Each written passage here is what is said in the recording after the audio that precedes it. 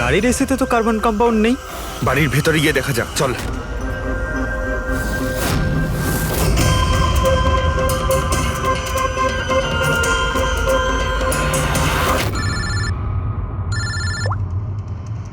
হ্যাঁ পূরবী, মেহেকের বাড়িতে কোনো কেমিক্যাল পাওয়া যায়নি?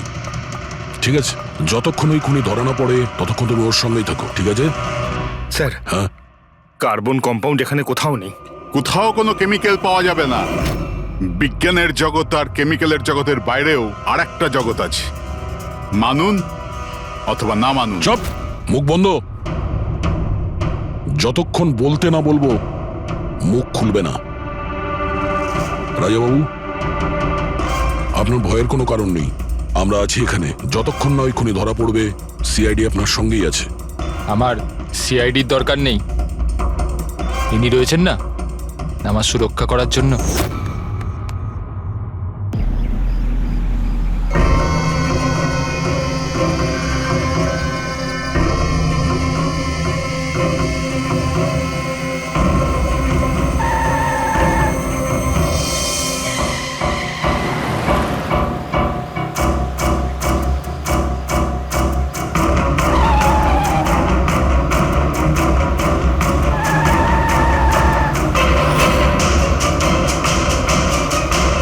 চলন্ত গাড়িতে ঘুমানো ভালো কথা নয়।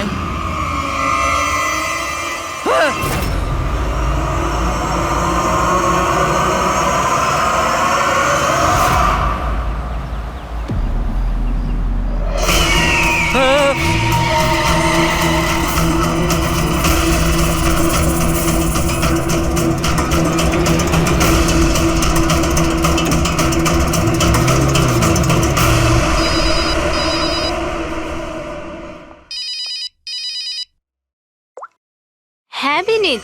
লীলা হেল্প মি, লীলা, লীলা হেল্প মি। কি হয়েছে বিনীত, তুমি এত টেনশনে কেন?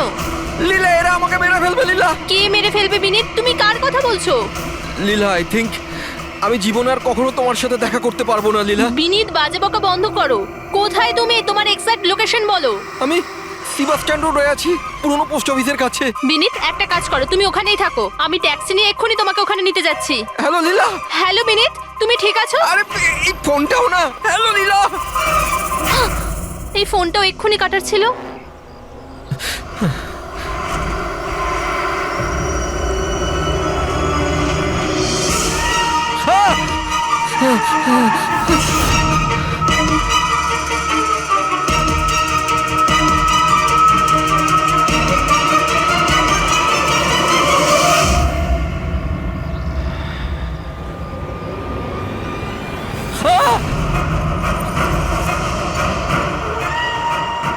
হে ভগবান, প্লিজ হেল্প মি। আমাকে আমার বাড়িতে ঠিক মতো পৌঁছে দাও প্লিজ।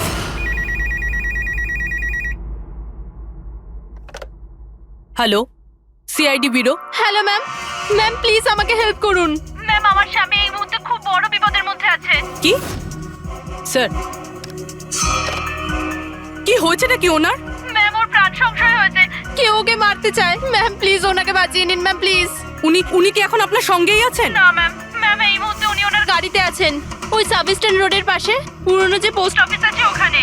আচ্ছা শুনুন ম্যাম, দেখুন আমাদের দুজন অফিসার ওই এরিয়াতেই আছে। আপনি আপনার গাড়ির ডিটেলসটা বলুন। হোয়াইট ব্যাস্টার আছে আর গাড়ির নাম্বার হলো 2536। ম্যাম ওনাকে আপনি বাঁচিয়ে তো নেবেন ম্যাম। আপনি চিন্তা করবেন না, আপনার হাজবেন্ডের কিচ্ছু হবে না। ওকে প্রবীর, অভিজিৎকে ফোন করো আর ওকে গাড়ির ডিটেলসটা দিয়ে দাও। ওকে বলো যে ব্যাপারটা আর্জেন্ট।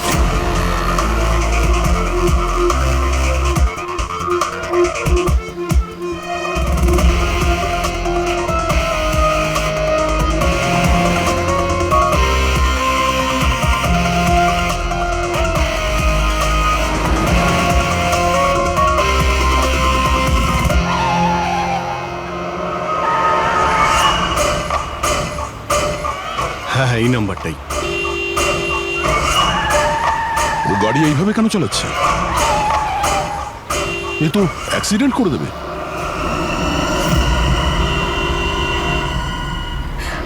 আমাকে ক্ষমা করে দাও, আমাকে ক্ষমা করে দাও, আমি মরতে চাই না, আমাকে ক্ষমা করে দাও। কার সঙ্গে কথা বলছে? গাড়িতে তো কেউই নেই। আরে বিনীত কার সঙ্গে কথা বলছো? গাড়িতে তো কেউ নেই। অন্ধ হয়ে গেছো তোমরা তোমরা দেখতে পাচ্ছ না এতগুলো লোক আমাকে ডাকছে? করছে কি? আমাকে ক্ষমা করে দাও, আমি মরতে চাই পাগল না। হয়ে গেছে মনে হচ্ছে। মিনিট বিনীত, বিনীত, তোমার অ্যাক্সিডেন্ট হয়ে যাবে, গাড়িটা থামাও বলছি।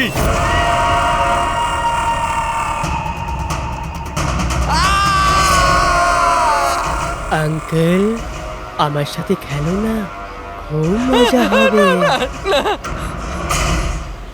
মিনিট, গাড়ি থামাও, সাইডে দাঁড় করাও।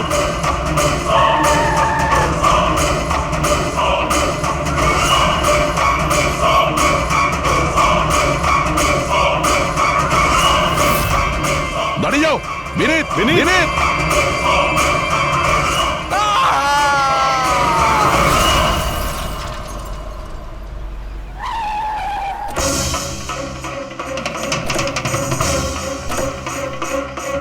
মিনিট।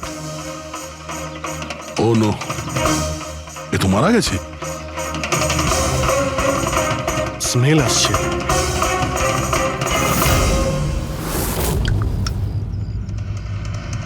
মদ।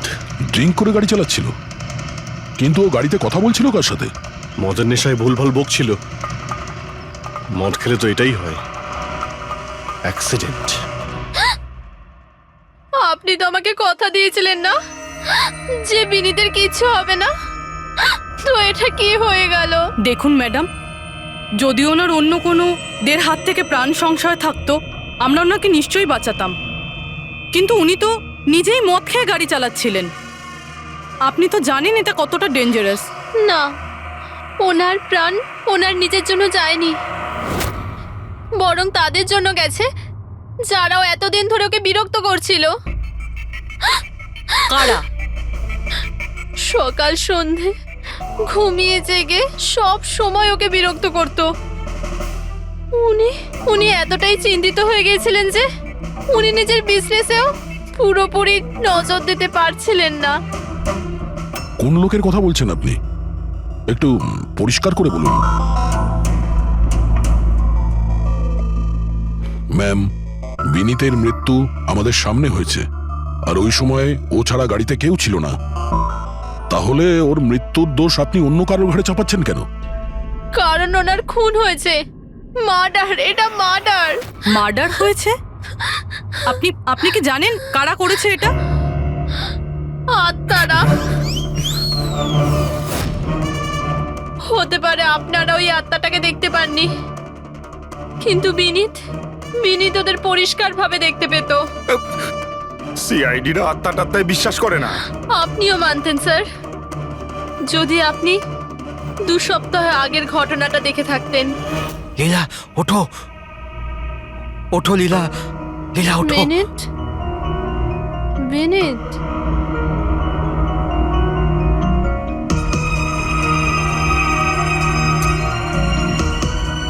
বিনীত,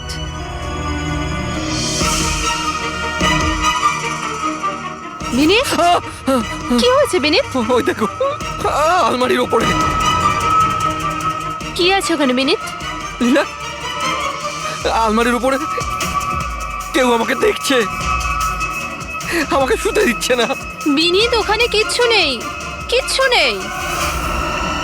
তুমি না নিশ্চয়ই কোনো খারাপ স্বপ্ন দেখেছো। চলো শোবে চলো। আমি কোনো স্বপ্ন দেখিনি, ওই দেখো এখনো দেখছে আমাকে। তুমি কেন দেখতে পাচ্ছ না? বিনীত, ওখানে কিচ্ছু নেই, তোমার শরীর ঠিক নেই বিনীত। চলো তুমি এসে শুয়ে পড়ো, চলো। কিচ্ছু নেই বিনীত, তুমি না খারাপ স্বপ্ন দেখেছো, তার জন্য এরকম হচ্ছে। সরি সরি, আমাকে ক্ষমা করে দাও প্লিজ। 1 মিনিট। আর এই বিনীত কি কারণে ক্ষমা চাইছিল? এটা তো আমিও জানি না স্যার। বিনীত কাজ কি করতো? স্যার ওনার কোম্পানি হসপিটালে মেডিকেল ইকুইপমেন্ট সাপ্লাই করতো। আপনি শিওর যে ওই বিনীতকে খুন আত্মাই করেছে? স্যার আমার আগে তো এটা মনে হয়নি, কারণ না তো আমি কোনোদিন কোনো আত্মা দেখেছি আর না কোনোদিন কোনো আওয়াজ শুনেছি। কিন্তু পরে আমার বিনীতের কথাই বিশ্বাস হতে লাগলো যে ও সত্যি কথা বলছে।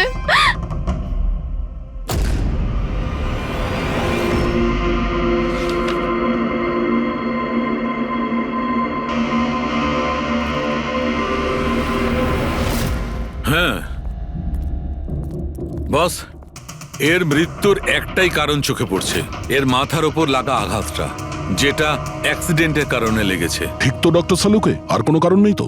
হ্যাঁ দয়া, ভিসেরা স্যাম্পলকে চেক করা এখনো বাকি আছে, কিন্তু প্রাইমা ফেসি তো এটাই বলছে মৃত্যুর কারণ অ্যাক্সিডেন্ট। আর বস, এর রক্তের মধ্যে আমি অ্যালকোহল অনেকটা বেশি মাত্রায় পেয়েছি। ও আমার মনে হচ্ছে সেই কারণেই ওর হ্যালুসিনেশন শুরু হয় আর ও ধাক্কা মেরে দেয়। তার মানে হলো এটা কোনো খুনের ব্যাপার নয়? আমরা চাইলেই ওদের বডিটা ফেরত দিয়ে দিতে পারি। যদি কোনো ডাউট থাকে সেটা ভিসেরা স্যাম্পল থেকে জানা যেতে পারে।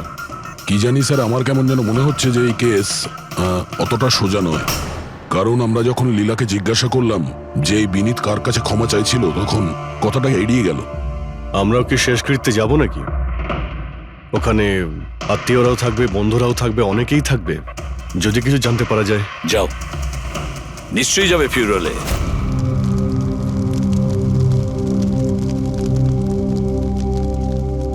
ঠিকই হয়েছে, মরে গেছে। খারাপ লোকেদের সাথে এটাই হওয়া উচিত। তুমি একদম ঠিক বলেছ, এই ধরনের লোকের এরকমই মৃত্যু হওয়া উচিত। ব্যাস, আর ওই দিনটার অপেক্ষা করছি যেদিন ওই দুজনেরও চিতা জ্বলতে দেখব। ওই দিন আমি তোমাদের দুজনকে অনেক বড় পার্টি দেব। কি সমস্যা কি তোমার? হ্যাঁ, এখানে একটা শোক পালন করার জায়গায় উৎসব পালনের কথা বলছো তোমরা? কেন করব না উৎসব? আরে আসল উৎসব তো সেদিন হবে যেদিন এই দুজনেরও চিতা জ্বলবে। ওরা দুজনে চিতায় উঠুক কি না উঠুক, তুমি সিআইডি রাতে ঠিকই আসবে। স্যার, আপনারা যদি সিআইডির লোক হন তাহলে অপরাধীদের সাহায্য করার বদলে আমাদেরকে ন্যায় বিচার দেওয়া উচিত। এক মিনিট, কি বলতে চাও পরিষ্কার করে বলো। স্যার, আমার নাম পুনিত, আর আমার বাবা পার্পল হসপিটালে ভর্তি ছিল। ভেন্টিলেটরে ছিলেন। ডাক্তারবাবু, নার্স, ডাক্তারবাবু কোথায়? আমার বাবা মারা যাবে এক্ষুনি। প্লিজ ডাক্তারবাবুকে বলুন। কি হয়েছে? কেন চিৎকার করছেন? চিৎকার করবো না তো কি করব?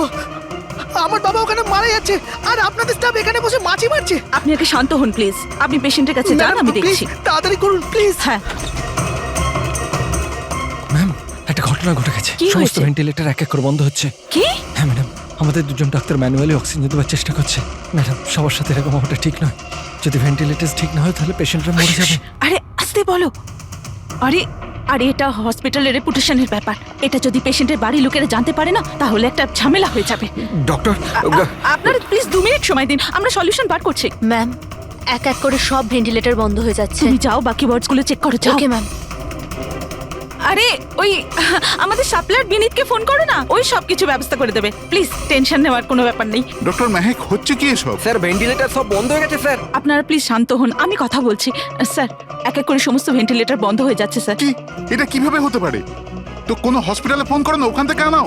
আরে রাজা, ফোন লাগাও। আর মেহেক, একটা কাজ করো, এখানে যে টেকনিশিয়ান আছে ওকে ডাকো। রাজা, কি হলো তোমার? তুমি কি শুনতে পাচ্ছ না স্যার কি বললেন? আপনারা কি ডিসকাস করে টাইম ওয়েস্ট করছেন? আমার বাবা মারা যাবে ওখানে। আপনি প্লিজ একটু শান্ত হন, আমরা এক্ষুনি যাচ্ছি। Please ma'am, sir. Ma'am, very bad news. 2টো পেশেন্টের জীবন চলে গেছে। 5টা পেশেন্ট খুব ক্রিটিক্যাল অবস্থায় আছে। স্যার, আজ আমাদের পরিবারের লোক আমাদের সাথে নেই। এর জন্য দায়ী শুধুমাত্র এই 3 জন লোক, বিনীত, মেহেক আর রাজা। আচ্ছা, এই বিনীত তো ইকুইপমেন্ট সাপ্লাই করতো, তাই না? হ্যাঁ স্যার। আর বাকি দুজন? স্যার, যেদিন এই ঘটনাটা ঘটেছিল সেদিন মেহেক ডক্টর ইনচার্জ ছিল, আর রাজা হসপিটালে অ্যাডমিন সামলাতো। আচ্ছা, এনারা দুজনই কি শুধু হসপিটাল থেকে এসেছেন নাকি ওখান থেকে আরো অনেকে এসেছেন? এসছে স্যার, ওই হেড নার্স পরিণীতা, ওই শেখর যে মেনটেন্যান্সে ছিল, আর উনি ডক্টর কেদার, এই হসপিটালের মালিক। ঠিক আছে, এখন শান্ত হয়ে যাও। আমরা এই মামলার গভীরে যাব। যদি তোমার বাবার সঙ্গে কোনো অন্যায় হয় তো ন্যায় বিচার তুমি নিশ্চয়ই পাবে।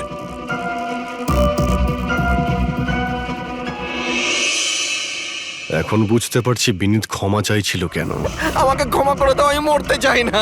আমাকে ক্ষমা করে দাও। আর এটাও বুঝতে পারছি যে বিনীতের মৃত্যুতে সবাই এত খুশি কেন।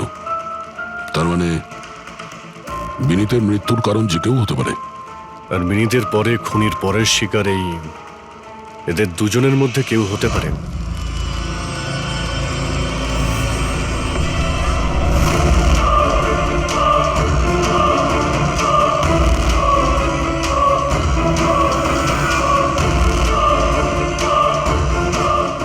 করে দাও।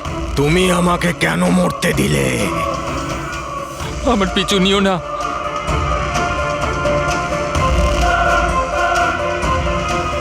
এরা এরা কথা কার সঙ্গে বলছে?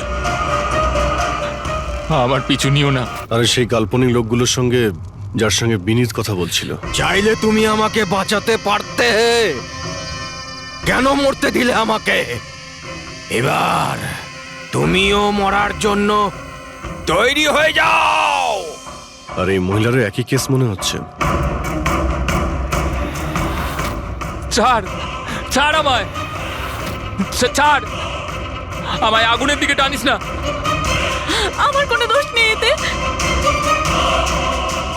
ছাড়, ছাড়, ছাড়, এই, ছাড় আমায়, ছাড় এই। আমায়, ছাড়, ছাড়, টানিস না আমায় আগুনের দিকে, ছাড়।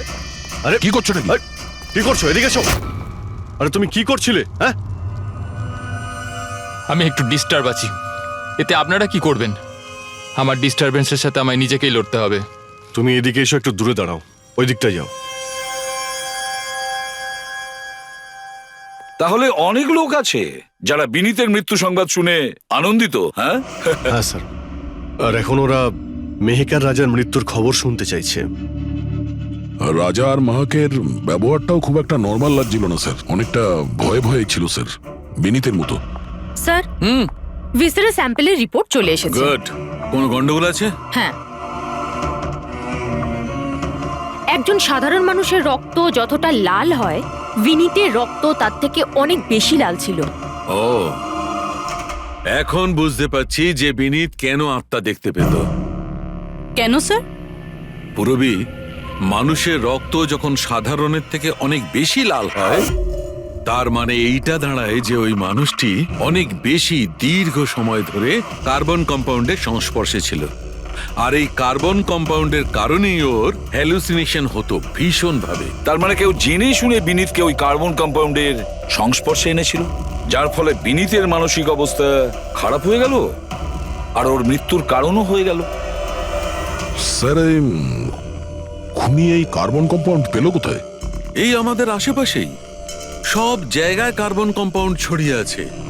মডার্ন জীবনে আমরা যতগুলো মেশিনারি ব্যবহার করছি, ওই সবগুলো, প্রায় সবগুলো কার্বন কম্পাউন্ড ছড়ায়। হ্যাঁ, যে কেউ মেশিনের উপর এরকম কারুকার্য করে এটা করতেই পারে। তার মানে বিনীত গাড়িতে বসার আগে এরকম কোনো কেমিক্যালের সংস্পর্শে এসেছিল, যার জন্য ওর এইসব হ্যালুসিনেশন এইসব হচ্ছিল স্যার। ঠিক কথা বস। গাড়িটার এক্সস্ট সিস্টেমটা চেক করতে হবে। গন্ডগোলটা ওখানেই হয়েছে।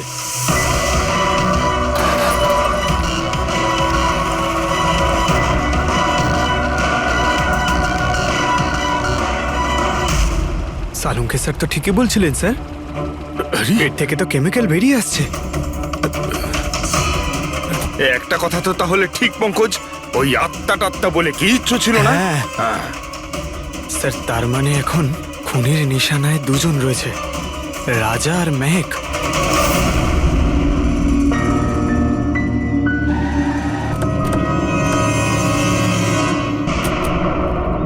শ্মশানে রাজার ব্যবহারটা খুব একটা ঠিক ছিল না, এখনো ওর মানসিক অবস্থা ঠিক নয়। আরে স্যার, দরজা তো খোলা। আচ্ছা, খুনি রাজার কাছে পৌঁছে যায়নি তো? এসব কি হচ্ছে? ক্যান্ডেলস।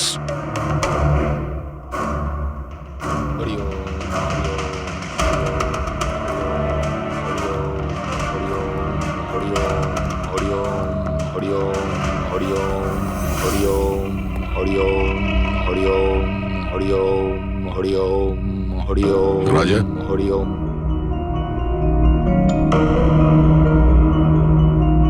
এখন ঠিক আছো? কারা আপনারা? সিআইডি।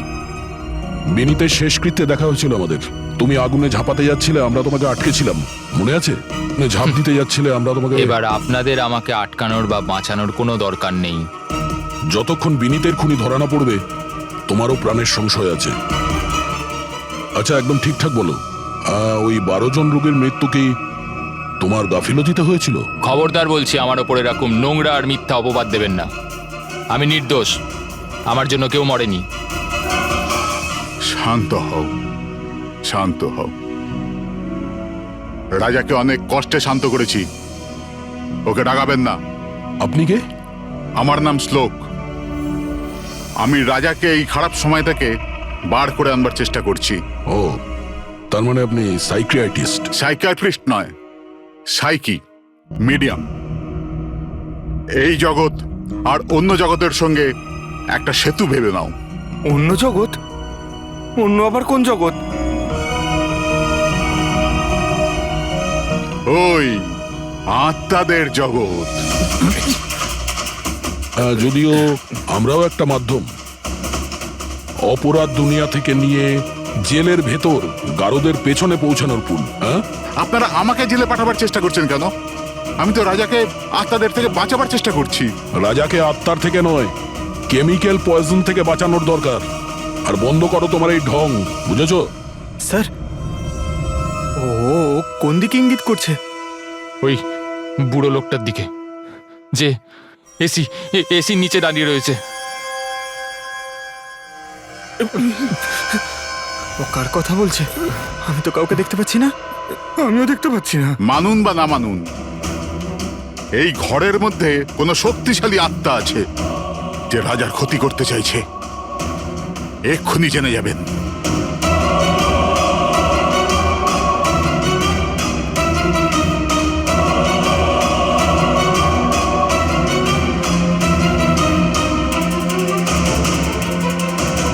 মিটার দিয়ে আত্মা দেখা যাবে?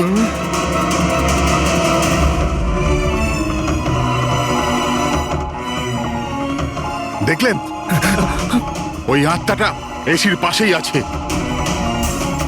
আমার ইএমএফ মেশিন মিথ্যে বলবে না।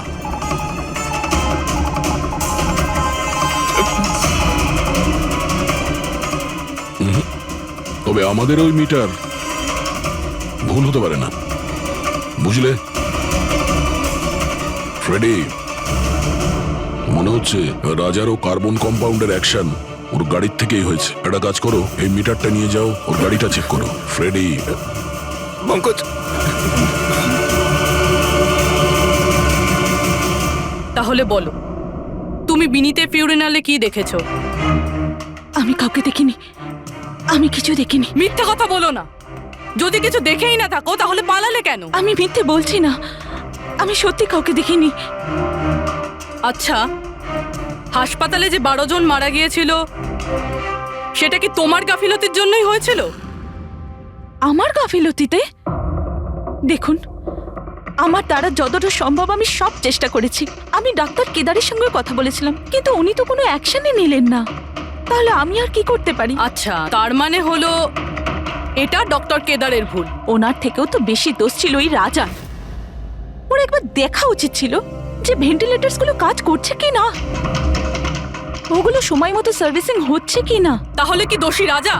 রাজা আর বিনীত দুজনেই। বিনীতেরও ভেন্টিলেটর সাপ্লাই করার আগে দেখে নেওয়া উচিত ছিল যে ওগুলো ঠিকঠাক কাজ করছে কি না। কতগুলো জীবন নির্ভর করছিল ওই ভেন্টিলেটরস গুলোর উপরে। মনে হচ্ছে রাজা আর বিনীতের জন্য তোমার মনে অনেক রাগ আছে। বিনীতের মৃত্যুতে নিশ্চয়ই খুশি হয়েছো তুমি? এটা কি বলছেন আপনি? একদমই না। আমি একজন ডক্টর, আর আমার কাজ হলো একজন পেশেন্টের জীবন বাঁচানো। কারণ মৃত্যুতে আমি কি করে খুশি হব?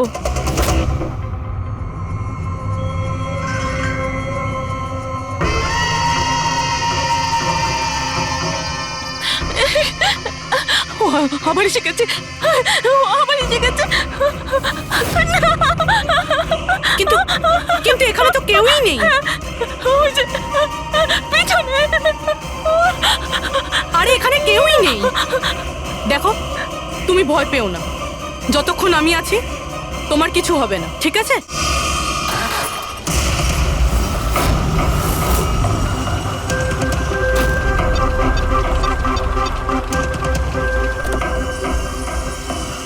গাড়ির এসিতে তো কার্বন কম্পাউন্ড নেই। বাড়ির ভেতরে গিয়ে দেখা যাক, চল।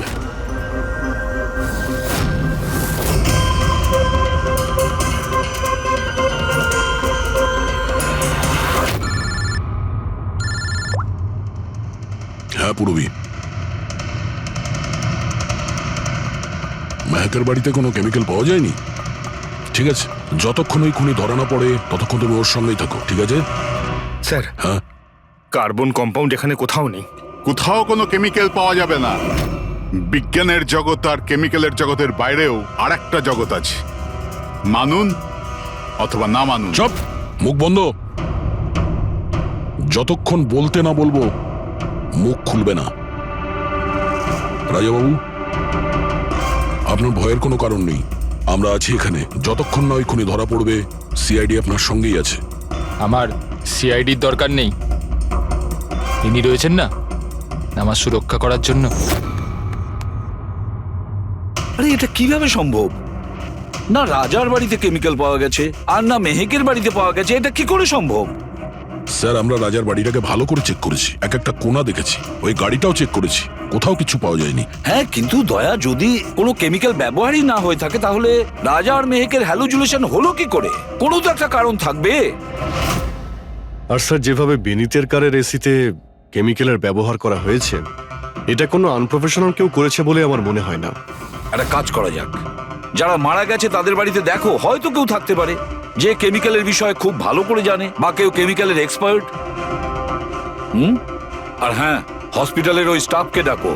চিফ নার্স যে আছে না, হেড নার্স পরিণীতা, আর হেড টেকনিশিয়ান শেখর, আর মালিক কেদার, তিনজনকেই ডাকো। দেখা যাক।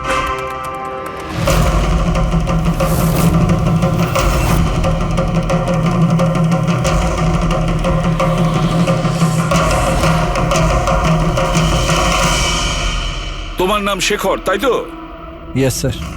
হসপিটালের হেড মেকানিক, মেইন টেকনিশিয়ান। তার মানে হসপিটালে যদি কোনো মেশিনে প্রবলেম হলে সবার প্রথমে তোমার কাছে খবর আসে। হ্যাঁ স্যার, ঠিক। তাহলে হসপিটালের ভেন্টিলেটর খারাপ ছিল সেটা তুমি জানতে না? স্যার, প্রথম থেকেই জানতাম। তাহলে কেন কিছু করনি? কাউকে কিছু বলনি কেন?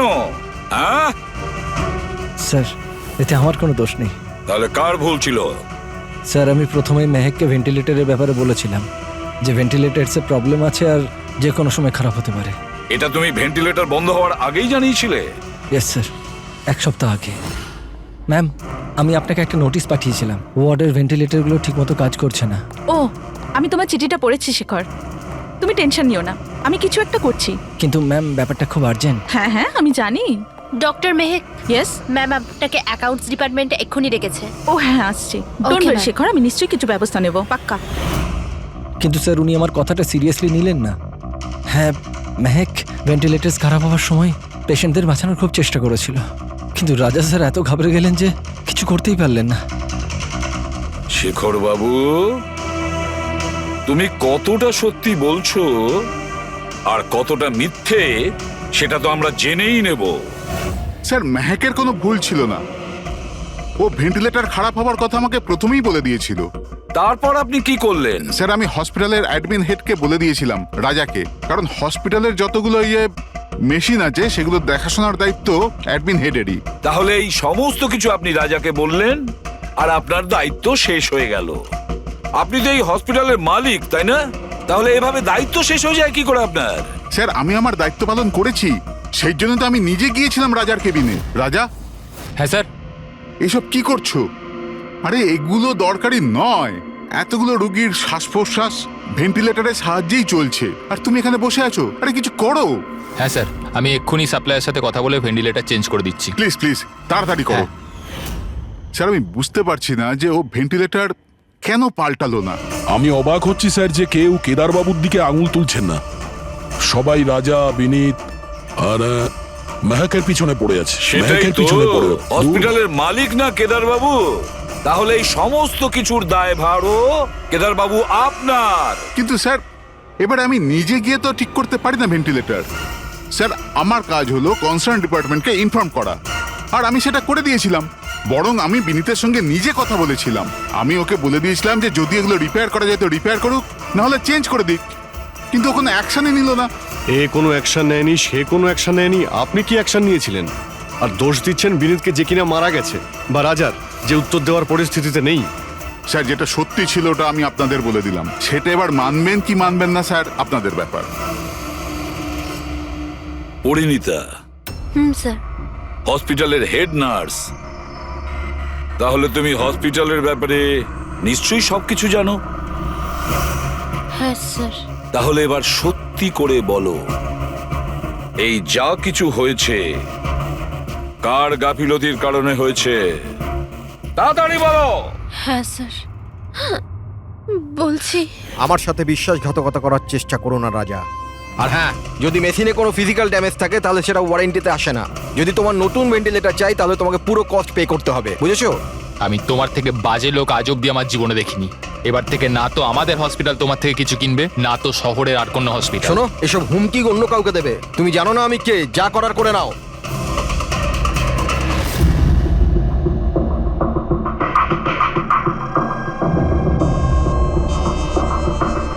এই যা কিছুই হয়েছে এই রাজা আর বিনীতের ঝগড়ার কারণেই হয়েছে।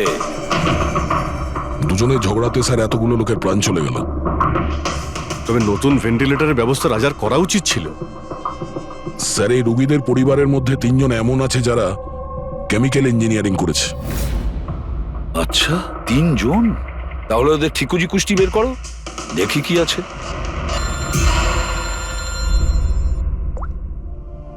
Hello ACB Pradyuman. হোয়াট? ঠিক আছে, আমরা এক্ষুনি পৌঁছচ্ছি। কি হয়েছে স্যার? রাজা মারা গেছে।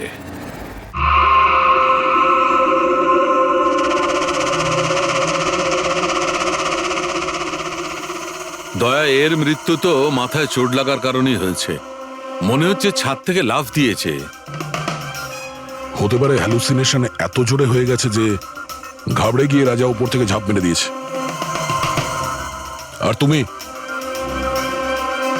খেয়াল রাখছিলে না এর? এই খেয়াল রেখেছো তুমি? হ্যাঁ স্যার, রাজা তো একদম শান্ত হয়ে শুয়ে পড়েছিল। আমি কি করে জানবো যে হঠাৎ করে উঠে পড়বে আর আত্মহত্যা করে ফেলবে? যখন এটা হয়েছিল তুমি কোথায় ছিলে? হ্যাঁ স্যার, আমি অন্য ঘরে শুয়েছিলাম। তখনই আমি রাজার জোরে জোরে চিৎকার শুনলাম। আমি এই আত্মাদের সহ্য করতে পারছি না, আমার নিস্তার চাই, মুক্তি চাই। আর যতক্ষণ আমি ওর কাছে পৌঁছবো ততক্ষণ ও ছাদ থেকে পড়ে গেছে। বাহ, কি অদ্ভুত ব্যাপার। রাজাকে একলা রেখে তুমি নাকে তেল দিয়ে ঘুমোচ্ছিলে? হ্যাঁ, আমি তো মনস্থির করেই ছিলাম ঘুমোবো না। কে জানে কিভাবে ঘুমিয়ে পড়লাম। নিশ্চয়ই আমাকে ওই আত্মাগুলোই ঘুম পাড়িয়ে দিয়েছিল। আপনি এটা দেখুন স্যার, মিটারের রিডিং কত বেড়ে গেছে। আমারও কিন্তু একটু ক্লান্তি ভাব লাগছে স্যার। আর দ্বিতীয়বার যদি আমাকে এই মিটার দেখিয়ে দিস না তাহলে মনে রাখিস। দয়া, 1 মিনিট ভাই, একটু মিটারটা দেখি। এই নিন। এই মিটারটা আমি রাখছি। হ্যাঁ, আমি ফেরত দিয়ে দেবো পরে। ঠিক আছে স্যার, কিন্তু দিয়ে দেবেন। হ্যাঁ, দিয়ে দেবো। বরং এখন তুমি বাড়ি গিয়ে একটু আরাম করো। ক্লান্ত হয়ে গেছো, একটু দুর্বলও লাগছে। হ্যাঁ হ্যাঁ স্যার। ঠিক মতো ঘুমও হয়নি। যাও আরাম করো। এটা কি ডক্টর সালুকে? ওকে যেতে দিলেন আর এই মিটারটা রেখে দিলেন? দয়া, এই যে মিটারটা না, এটা খুব কাজের জিনিস।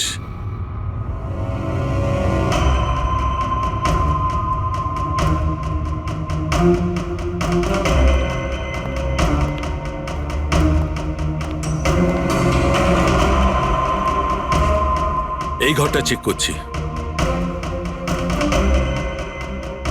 হ্যাঁ ডক্টর, নেই। ওপরে যাওয়া যাক।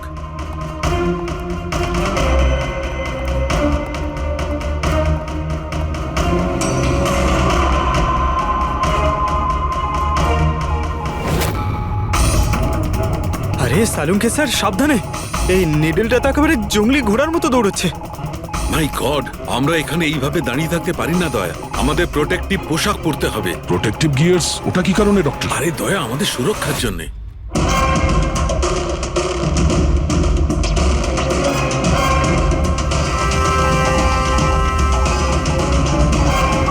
এই দেখো, সবচেয়ে বেশি মিটার রিডিং এখানেই পাওয়া যাচ্ছে, এই এসিটার নিচে। মনে স্যার ওই পঙ্কজ, খবরদার যদি আত্মার নাম নিয়েছো। স্যার, এই মিটারটা কোন দিকে ইঙ্গিত করছে? বলছি বাইরে চলো।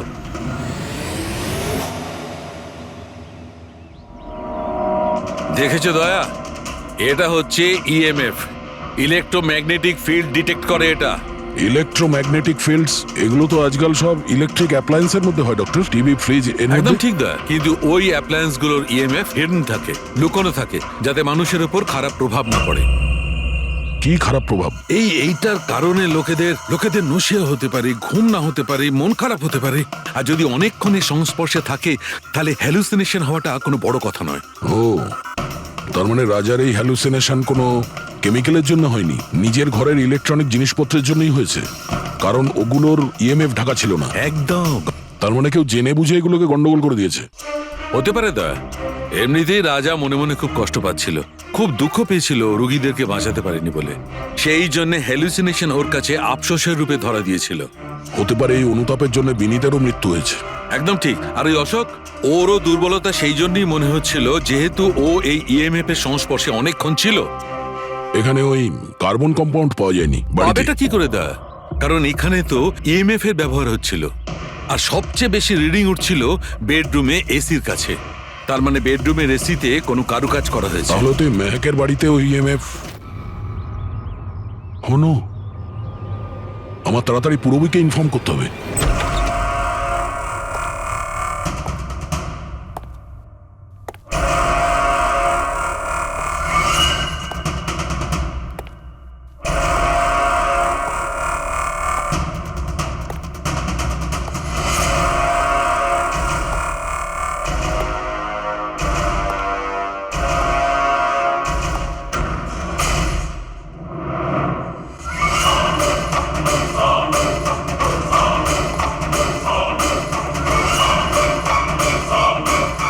আমাকে একবার মেরে শান্তি হয়নি তোমার? আমাকে আবার মারতে এসেছো?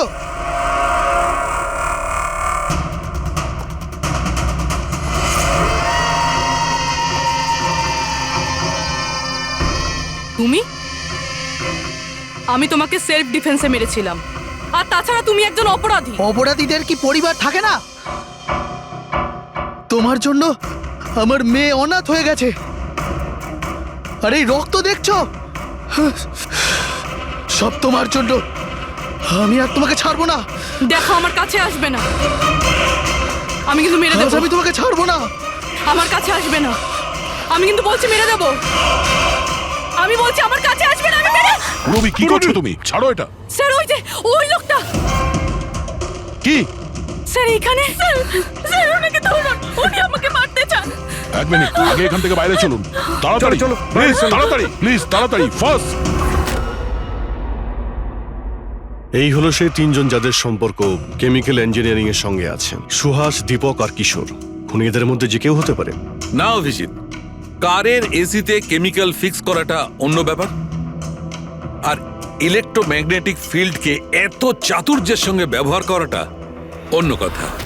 আমার মনে হচ্ছে ও এমন একজন লোক যার সায়েন্সে, মেডিকেল সায়েন্সের উপর খুব ভালো দখল আছে, হয়তো কোনো ডক্টর অথবা সায়েন্টিস্ট। যেই করুক, সে ইলেকট্রোম্যাগনেটিক ফিল্ড ভালো মতন ব্যবহার করেছে, যাতে মেহেক আর রাজা ওরা দুজনেই যাতে ইএমএফ এর সংস্পর্শে থাকে। হতে পারে হসপিটালে ওরা দুজন নিজেদের কাজ করছিল, তখনও এই ইএমএফ ওখানে উপস্থিত ছিল। তাহলে স্যার, হতে পারে হসপিটালের কোনো মেশিনের সাথেও গন্ডগোল করা হয়েছে। নিশ্চয়ই দয়া, নিশ্চয়ই। আর এটা ওই করেছে, হসপিটালের ভেতরেরই কেউ। তাহলে এই হলো সেই জায়গা যেখানে মেহেক আর রাজা বসতো। হ্যাঁ স্যার। আর কে কে যাওয়া আসা করতো এখানে? স্যার, শুধু স্টাফেদেরই ভেতরে যাওয়ার পারমিশন ছিল, তাও যদি কোনো কাজ থাকতো তাহলে। মানে বাইরের কেউ এখানে ঢুকতেই পারতো না। না স্যার, এমনকি রুগীদেরও এখানে ভেতরে আসার অনুমতি ছিল না।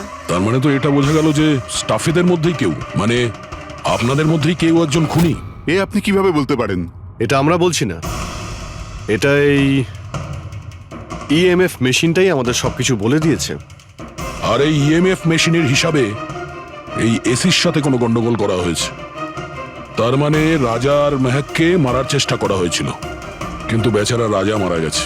এসির সাথে গন্ডগোল? কি বলছেন আপনি? আমি তো কিছু বুঝতেই পারছি না। এই কথাটা এই রুমে থাকা শুধুমাত্র সেই বুঝতে পারবে যে নিজেই খুনি। আর ও আজ এখানে প্রোটেক্টিভ গিয়ার পরে এসছে, যাতে ইলেকট্রোম্যাগনেটিক ফ্রিকোয়েন্সিতে তার কোনো ক্ষতি না হয়, তাই তো? কি? কে সে?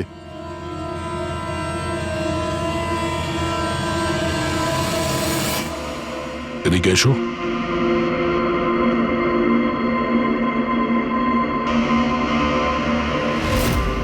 ফ্যাশন সেন্স তো তোমার খুব ভালো, শেখর। জামা কাপড়ের ভেতরে এই সুরক্ষা কবচ। দেখো, তোমার সমস্ত প্ল্যান আমরা জেনে ফেলেছি, তোমার ব্যাপারে সমস্ত খোঁজ খবর নিয়েছি। তুমি এখানকার এমন একজন টেকনিশিয়ান যে এসির সঙ্গে কোনো গন্ডগোল করতে পারে। এখন তাড়াতাড়ি বলো, কেন করেছো তুমি এসব? আমি করেছি এসব। আর কি ভুল করেছি আমি যদি মেহেক, বিনীতা, রাজার ওপর অভিযোগ লাগিয়েছি তো? এদের জন্য 12টা পেশেন্টের মৃত্যু হয়েছে, যেটা আমি দেখতে পারিনি। তারপর আমি ভাবলাম যে এদের এরকমই মৃত্যু দেবার প্রয়োজন আছে, যেভাবে 12টা পেশেন্ট মারা গেছে। সেই জন্য আমি EMF আর কার্বন কম্পাউন্ডের বিষ ব্যবহার করেছি ওদের মারার জন্যে, যাতে এদেরকে এমন মৃত্যু দিতে পারি, মৃত্যু নয়, একটা ভয়ঙ্কর মৃত্যু। আর এটাই আমার ন্যায় বিচার। শাস্তি দেওয়ার অধিকার শুধুমাত্র আইনের আছে, অন্য কারণ নয়, বুঝেছো? তুমি জানতে যে এই কেমিক্যাল ব্যবহার করলে ওদের হ্যালুসিনেশন হবে। ওই মারা যাওয়া রোগীগুলো ওরা সামনে দেখতে পাবে, যার জন্য ও পাগল হয়ে যাবে, তাই তো? কিন্তু আমি আমার লক্ষ্য পূরণ করতে পেরেছি। যেরকম মৃত্যু আমি চেয়েছিলাম দিতে, সেরকমই মৃত্যু বিনীতা রাজাকে আমি দিয়েছি। কিন্তু দুঃখের ব্যাপার, মেহেককে আপনারা শেষ মুহূর্তে বাঁচিয়ে নিলেন। সফল তো তুমি তখন হতে যদি তুমি কোনো অপরাধ না করে ওদেরকে শাস্তি দিতে। তোমার আর ওদের মধ্যে কি পার্থক্য রইল? এখন তুমিও একজন খুনি, তবে তুমি কি শাস্তি পাবে সেটা এখন আদালত ঠিক করবে। আরে চিন্তা করো না বাবা। আরে এভাবে কি করে মিস করব ট্রেন? আরে আমি পৌঁছে যাব ঠিক, রিল্যাক্স। নিশ্চয়ই বাবা। আরে আজ আমার মেয়ের এত বড় একটা ফাংশন, আমার মেয়ে পুরস্কার পেতে চলেছে। আমি দেরি করে কি করে পৌঁছতে পারি? আমি পৌঁছে যাব, আমি ঠিক সময়ের আগেই পৌঁছে যাব। আচ্ছা মা কোথায়? আচ্ছা শোনো, কেউ এসেছে, আমি স্টেশনে পৌঁছেই ফোন করছি, কেমন? আচ্ছা, খুব তাড়াতাড়ি দেখা হচ্ছে বাবা। এই সময় আবার কে এলো?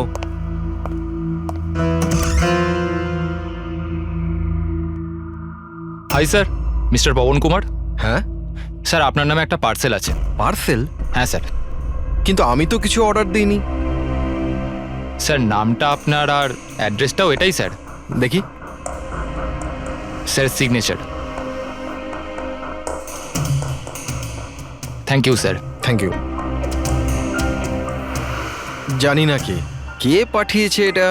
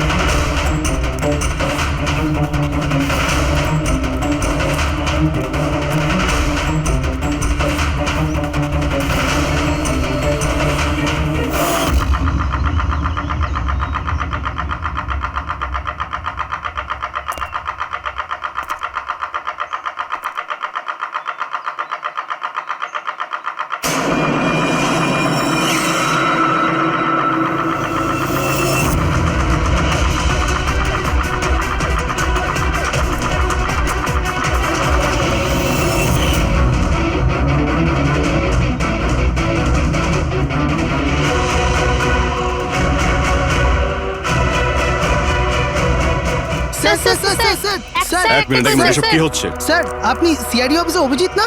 আপনার বাড়ির সামনে লাশ পাওয়া গেছে, এ ব্যাপারে আপনি কি জানেন? স্যার এই লাশটা আসলে কার? আপনার বাড়ির বাইরে এই লাশ এলো কোথা থেকে? এক মিনিট। স্যার আপনি এই ব্যাপারে কি আগে থেকে কিছু জানতেন? আরে আপনারা পিছিয়ে যান, এটা ক্রাইম সিন। আপনারা আরে কি করছেন? স্যার পিছিয়ে যান উত্তরটা তো বলছি। দিন স্যার। দেখুন আপনাদের আমি সব বলবো, কিন্তু আপনারা কি করে জানলেন এখানে লাশ আছে? কি করে খবর পেলেন আপনারা? স্যার আমাদের কাছে একটা অজ্ঞাত কল এসেছিল, সে লোকেশন বলেছিল, বললো যে সিআইডি অফিসার অভিজিতের বাড়ির সামনে একটা লাশ আছে। Unknown call? হ্যাঁ স্যার। কিন্তু স্যার এই আসলে কে? স্যার কিছু প্লিজ তো আপনাদের বলুন আমি স্যার। সব বলবো, please. Hello SP sir. Sir আমার বাড়ির বাইরে একটা লাশ পাওয়া গেছে। বস, ওই লোকটির মৃত্যু মাথায় আঘাতের কারণে হয়েছে। রক্ত অনেকটা বেরিয়েছে, কিন্তু লাশটা বেশি পুরনো নয়। তার মানে ওর মৃত্যু কিছুক্ষণ আগেই হয়েছে? হ্যাঁ দা, সকাল 7টা থেকে 10টার মধ্যে। কিন্তু যে জায়গা থেকে লাশটা পাওয়া গেছে বস, ওখানে একটুও রক্ত পাওয়া যায়নি। মানে খুনটা হয়েছে অন্য কোনো জায়গায় আর লাশটা তোমার বাড়ির সামনে ছেড়ে দিয়ে যায়। ওকে কিছু জানতে পারলে? স্যার এর নাম পবন। এ একটা হাইফাই হোটেলের বারটেন্ডার ছিল। এর স্ত্রী এবং বাচ্চা নাগপুরে থাকে। ওরও আজকে ওখানেই যাবার কথা ছিল স্যার। ওর মেয়ে আজকে অ্যাওয়ার্ড পেত বেস্ট স্টুডেন্ট পারফরমেন্সের জন্য। এই খবরটা শুনে ওরা খুবই শকড। ওর স্ত্রী আর মেয়ে ও দুজনেই। মনে হচ্ছে এই খুনটা বদলা নেওয়ার জন্য করা হয়েছে।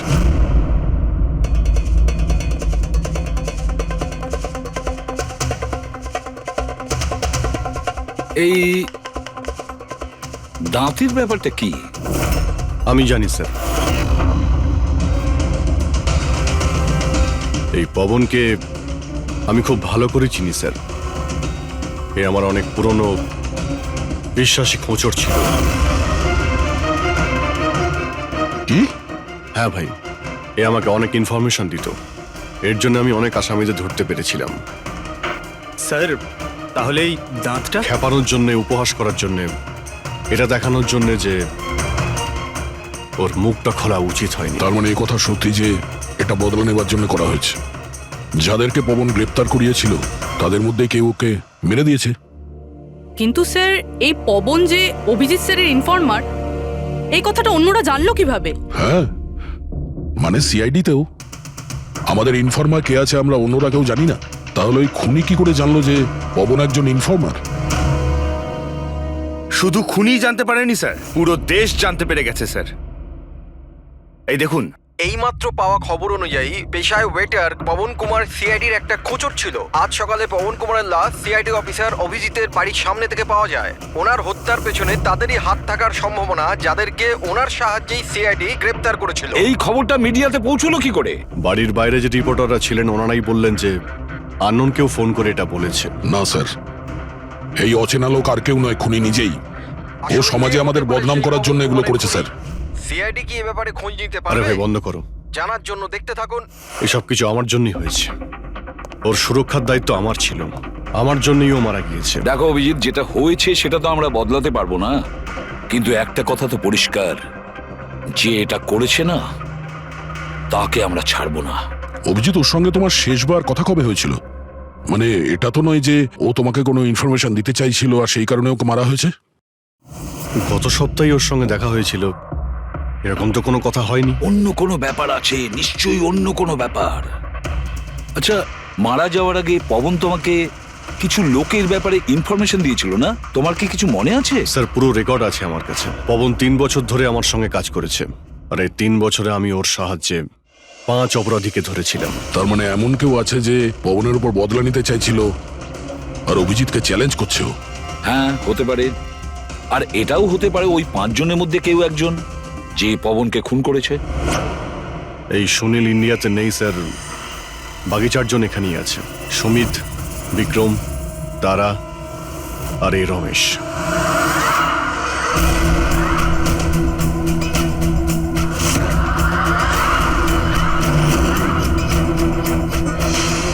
হ্যালো স্যার, আমার নাম অজয়। বলুন স্যার, আপনারা কি খাবেন? রমেশ, নামটা কবে বদলালি? স্যার ওদিকে গিয়ে কথা বলি প্লিজ। চল। ড্রাগসের কেসে জেল হয়েছিল না? জেল থেকে কবে বেরিয়েছিস? হ্যাঁ স্যার আমি দিব্যি খেয়ে বলছি, স্যার আমি ওসব কাজ ছেড়ে দিয়েছি। এখন আমি ওসব উল্টোপাল্টা কাজ করি না, সত্যি। আচ্ছা, তাহলে তুমি ওকে মারলে কেন? ওকে? ওকে কাকে স্যার? আমি তো কাউকে মারিনি। পবনকে? ওই তোকে জেলে পাঠিয়েছিল না, তাই ওকে মেরে দিয়েছিস? না স্যার, আমি ওকে মারিনি। আমি তো কয়েক মাস আগে জেল থেকে ছাড়া পেয়েছি। আমি আর এমন কোনো কাজ করতে চাই না যাতে আমাকে আবার জেলে যেতে হয়। স্যার আমি অনেক কষ্ট করে চাকরি পেয়েছি। যদি বস আমার এই ক্রিমিনাল রেকর্ডের ব্যাপারে জানতে পেরে যায় না, তাহলে আমাকে চাকরি থেকে বার করে দেবে। Please sir. তাহলে তুমি একে মারোনি? না স্যার। আজ সকাল 7টা থেকে 10টার মধ্যে কোথায় ছিলি তুই? এখানেই স্যার, আমার আজ সকালের ডিউটি ছিল। সত্যি বলছিস? সত্যি স্যার, আপনি চাইলে স্টাফদের জিজ্ঞাসা করুন, আমি কাউকে মারিনি। আপনি ভুল লোককে সন্দেহ করছেন স্যার। ঠিক আছে, তোর কথায় বিশ্বাস করছি, কিন্তু মনে রাখবি তোর উপরে আমাদের নজর থাকবে।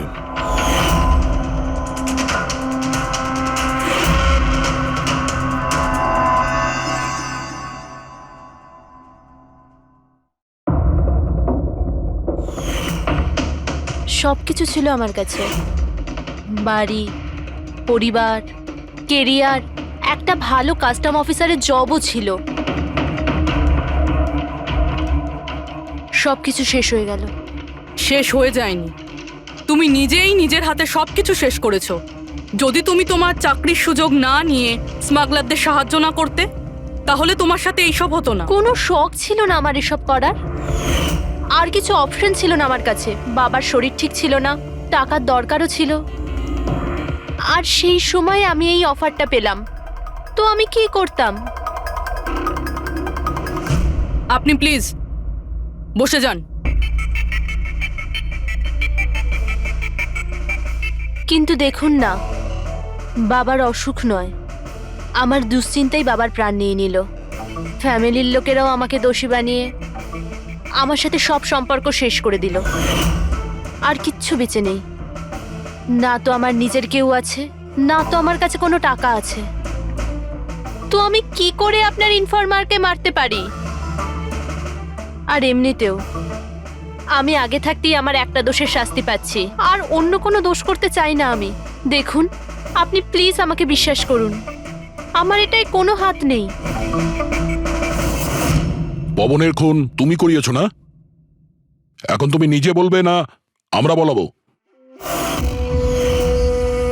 কে পবন যে খবর দেয়? আমি তো তোমাদেরকে খুব চালাক মনে করতাম। দেখতে পাচ্ছ তো আমার অবস্থা, আমি এখানে জেলে আছি, তবুও আমায় জিজ্ঞাসা করছো? এই টুপি তুমি অন্য কাউকে পরাবে, বুঝেছো? তোমার অবৈধ কার্যকলাপে তুমি যত টাকা কামিয়েছো, তাই দিয়ে জেলের বাইরে তুমি কি কি করতে পারো আমরা সব জানি। বল, পবনের সুপারি কাকে দিয়েছিলি? কে কথা বলছো তুমি? মনে হচ্ছে আজকাল সিনেমাটা একটু বেশি দেখো। আমার অবস্থা দেখছো তো এখানে, না আমার কাছে ফোন আছে, না আমার সাথে কেউ দেখা করতে আসে। তাহলে কি করে আমি কারোর সুপারি দেব? আমায় সম্মান দেওয়ার জন্যে ধন্যবাদ। তোমাদের কি মনে যে আমি এত বড় গ্যাংস্টার যে ভেতরে বসে বসেই বাইরে যে কাউকে মারতে পারি? তাহলে তার জন্যও থ্যাংক ইউ। তোমার এগুলো মজা মনে হচ্ছে, হ্যাঁ? এতে তোমার হাত আছে কি না সেটা তো আমরা জেনেই যাব, কিন্তু এতে যদি তোমার হাত থাকে তাহলে এখন এই যে তোমার অবস্থা আছে না, এর থেকেও খারাপ অবস্থা করে দেবো তোমার। দেখো, ওই পবন মালটাকে কিন্তু আমি মারাইনি, কিন্তু হ্যাঁ, যে কেউ এই কাজটা করুক, কাজটা ভালো হয়েছে। আর ও এখানেই থামবে না, এক এক করে সবাইকে মারবে, আর তুমি দেখতেই থাকবে। হ্যালো, আরে বাবু, আমি বুঝতে পেরেছি তুমি পবনের খবর শুনে ভয় পেয়েছো। তুমি চিন্তা একদম করো না। আরে খবরের লোকেরা বাড়ি চড়িয়ে বলে, আর তাছাড়াও আমার ব্যাপারে শুধু দুজনেই জানে, তুমি আর অভিজিৎ স্যার। তৃতীয় আর কেউ জানেই না যে আমি অভিজিৎ স্যারের খোঁচর। আমি দেখা করবো তো ওনার সাথে কাল। হ্যাঁ, আর একটা নতুন খবরও পেয়েছি। আরে তুমি একটুও চিন্তা করো না, আমি তাড়াতাড়ি দেখা করছি তোমার সাথে, ঠিক আছে? ওকে, বাই।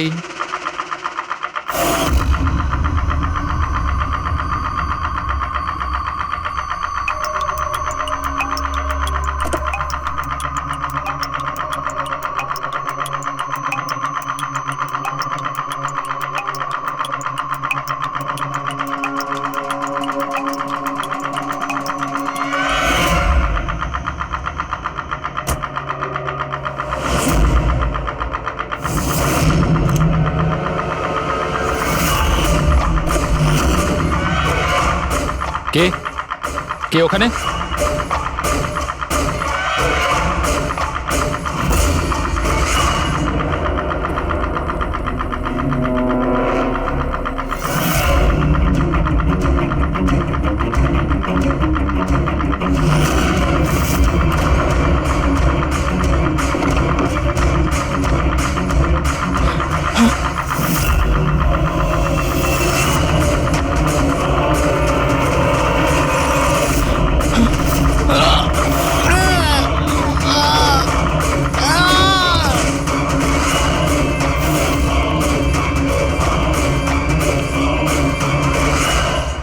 সিআইডি অফিসার অভিজিতের আর একজন ইনফরমারের মৃত্যু হয়ে গেছে।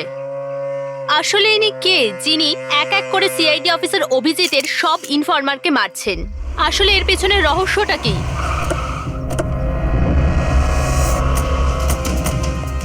Sir sir sir sir sir sir আর একটা প্রশ্ন স্যার স্যার স্যার আমরা জানতে পেরেছি এই আপনার ইনফরমার ছিল। স্যার একের পর এক খোঁচর খুন হয়ে যাচ্ছে, এই ইনফরমেশনটা লিক কোথা থেকে হলো স্যার? স্যার আপনি কি কোনো প্রমাণ পেয়েছেন এই ব্যাপারে? স্যার আর কত লোকের প্রাণ যাবে স্যার? স্যার সিআইডি কি করছেটা কি?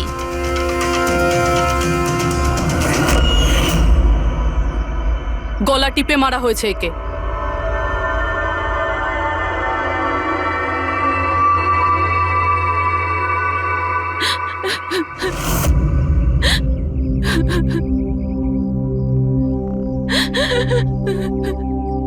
ওনার নতুন বিয়ে হয়েছিল স্যার। ওর অসহায় বউকে কিছু বলবেন আপনি?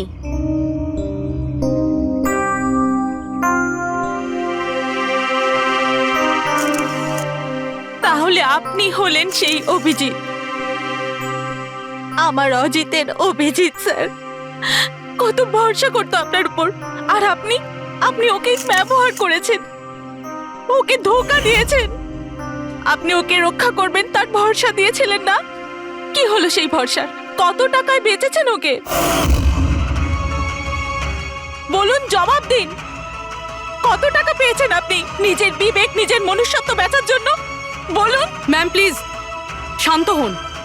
আপনি কি জানেন আপনি কার ব্যাপারে আপনি বলছেন? মেরেছেন আমার অজিতকে। খুনি। প্লিজ ম্যাম আপনি শান্ত তো হন, খুনি। শান্ত হন আপনি। শুনছেন শোনো আপনি ওনাকে তো ওদিকে নিয়ে যাও। খুনি। ম্যাম খুনি প্লিজ শান্ত আপনি হন, একজন। নিয়ে যাও আমার ওনাকে। অজিতকে আপনি মেরেছেন, আপনি খুনি একজন। তো এ হলো ইনফরমার অজিতের ওয়াইফ, যার কান্না চিৎকার করে সিআইডি অফিসার অভিজিতের কাছে প্রশ্ন করছে। কি এটা? হ্যাঁ, এখানে কোনো মজা হচ্ছে? ক্রাইম সিন এটা।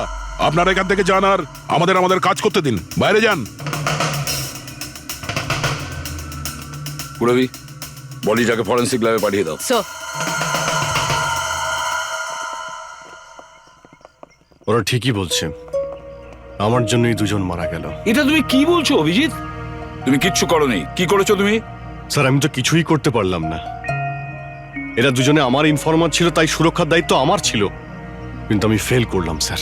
জানি না কেউ কিভাবে এদের ব্যাপারে জানতে পারলো। এটাই তো জানতে হবে অভিজিৎ। এই যে দুজনের মৃত্যু হয়েছে, এরা দুজনে তোমার ইনফরমার ছিল, আর এটা তো কোনো কাকতালীয় হতে পারে না। কোথা থেকে তো এই ইনফরমেশনটা লিক হয়েছে? হ্যাঁ, কিন্তু কোথা থেকে? এরা দুজন একে অপরকে চিনতও না স্যার। এদের ব্যাপারে যদি কেউ জানতো সেটা হচ্ছে আমি ছাড়া আর কেউ জানতো না এদের ব্যাপারে। হ্যাঁ, এরপরে খুনি জানতে পেরে গেছে। কিন্তু খুনি জানতে পারলো কিভাবে? অভিজিৎ একজন আরেকজনকে চিনতো না, তারপরেও ওদের দুজনের সম্পর্ক ছিল শুধুমাত্র তোমার সাথে, শুধু তোমার সাথে। তাহলে খুনিকে এদের ইনফরমেশন তুমি ছাড়া আর কে দিতে পারে? স্যার আপনার কি মনে না না হচ্ছে? না অভিজিৎ, আমি এটা বলতে চাইছি না। তুমি ভেবেচিন্তে বলো, তুমি এদের সমস্ত ইনফরমেশন মানে এই খোঁচরদের কোথায় রেখেছিলে? বাড়িতে, কম্পিউটারে, নিজের ফোনে, অফিসে, কোথাও তো রেখেছিলে। স্যার আমি ওগুলো খুব সাবধানে রেখেছিলাম। ওগুলো আমার পার্সোনাল ল্যাপটপে আছে, আমার বাড়িতে আছে, কেউ অ্যাক্সেস করতে পারবে না স্যার। তাহলে অভিজিৎ, আমাদের তোমার বাড়িতে যেতেই হবে, এটা তো জানতেই হবে এই লিকটা কোথা থেকে হয়েছিল এই সমস্ত ইনফরমেশনের। স্যার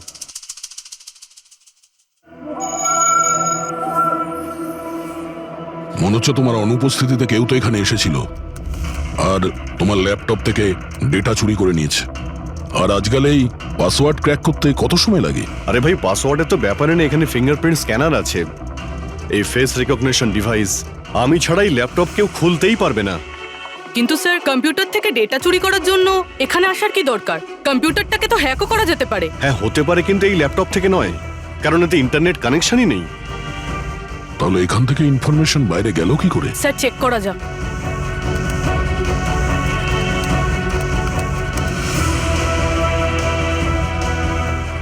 স্যার আপনার কম্পিউটারকে রিমোট অ্যাক্সেস করা হয়েছে। হ্যাঁ, কিন্তু কিভাবে? এতে তো ইন্টারনেট কানেকশনই নেই, কিভাবে? স্যার এটা দেখুন, এই ফাইলটা 2 সপ্তাহ আগে খোলা হয়েছিল। ডেটটা দেখুন। কিন্তু এই ডেটে তো আমি মুম্বাইতে ছিলামই না, বাইরে ছিলাম। এটা কি করে হতে পারে? হতে পারে স্যার।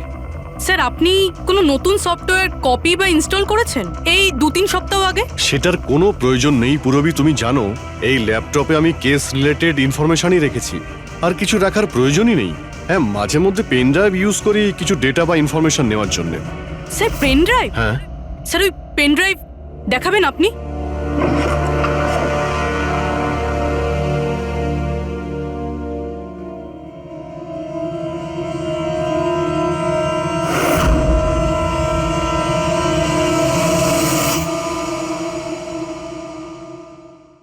স্যার হ্যাঁ স্যার স্যার জানতে পেরে গেছি আসলে কি হয়েছিলটা কি।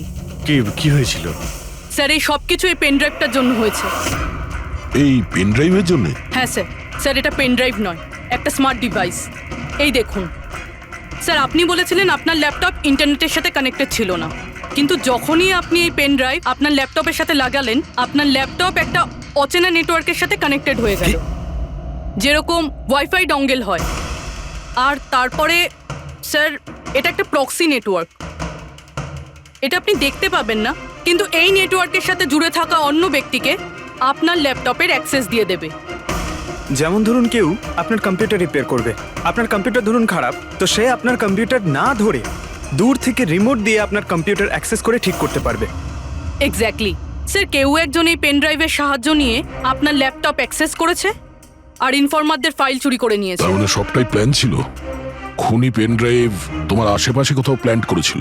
তোমার কিছু মনে আছে যে এই পেন ড্রাইভ তুমি কোথায় পেয়েছিলে? আরে এটা তো আমি অনলাইনে কিনেছিলাম, একটা ভালো সস্তা অফার ছিল, আমার মেলে এসেছিল। 1 মিনিট, এই মেলটা এসেছিল। স্যার এটা তো কোনো শপিং ওয়েবসাইট। হ্যাঁ, খুব ভালো এস্টাবলিশ ওয়েবসাইট, ডিসকাউন্ট দিচ্ছিল তাই আমি 2-3টে পেন ড্রাইভ কিনে নিই।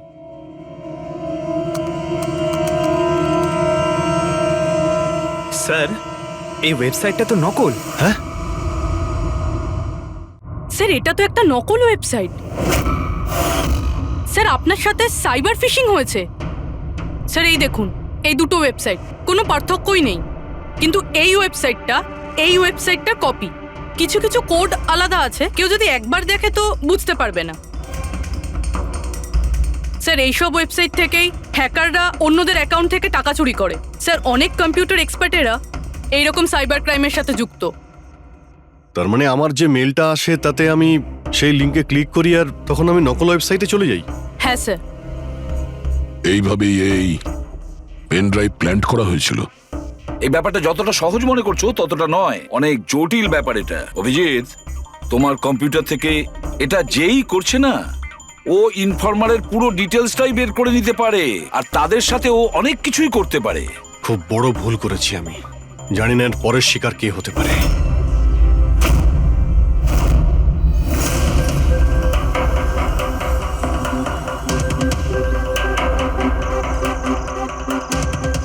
হ্যাঁ রবি। হাই স্যার, এই নিন ডিটেলস। খবর কি একদম পাকা? পাকা খবর স্যার, আমার ইনফরমেশন কখনো ভুল হয় না স্যার। স্যার খুব ডেঞ্জারাস লোক ওরা। সেটা আমি দেখে নিচ্ছি, তুমি এটা রাখো। হ্যাঁ থ্যাংক ইউ যাও, স্যার। সাবধানে যাও। By sir. স্যার কাল রাত্রিরে ড্রাগের একটা বড় ডিল হতে চলেছে, আর এই দুটো নতুন মুখ সামনে এসেছে স্যার। ঠিক আছে, তুমি যাও, পরে আমি দেখা করছি। ঠিক আছে স্যার। রবি আর কুনাল, স্যার এই দুজনের সাহায্যে আমি অনেক বড় বড় কেস সলভ করেছি, এমন কেস যার মধ্যে অনেক বড় বড় লোক জড়িত আছে। তাহলে অভিজিৎ, আমাদের যে কোনো ভাবে ওদের কাছে পৌঁছতে হবে এর আগে খুনি ওদের কাছে পৌঁছে যাক। পুনাম। হাই কুনাল, কোথায় ছিলে তুমি? কত ফোন করেছি তোমাকে, এসএমএসও করেছি, একটাও রিপ্লাই দাওনি তুমি। আমি বাইরে গেছিলাম কাজে। আর তুমি তো জানো আমি যখন কাজের জন্য বাইরে যাই ফোন ইউজ করি না। তুমি আর তোমার কাজ, জানি না কি কাজ করো তুমি, এক সপ্তাহ নিখোঁজ থাকো। আচ্ছা এসব ছাড়ো না, এখন তো এসে গেছি, চলো একটু ভালো কথা বলি। আচ্ছা এটা বলো, কি অর্ডার করবো তোমার জন্য?